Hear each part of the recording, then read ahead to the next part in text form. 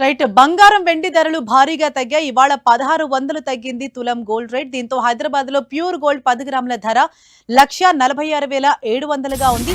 అలాగే ఇటు వెండి పైన కూడా ధర తగ్గింది. 4,250 రూపాయలు కిలో వెండి ధర తగ్గటంతో హైదరాబాద్ లో కిలో వెండి ధర 2,23,700 రూపాయలుగా పలుకుతోంది.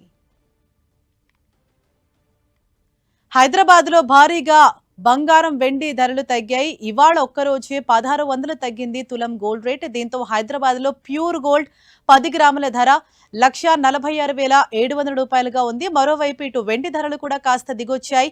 వెండి పైన 4,250 రూపాయలు తగ్గటంతో హైదరాబాద్ లో కిలో వెండి ధర 2,23,700 రూపాయలుగా పలుకుతోంది.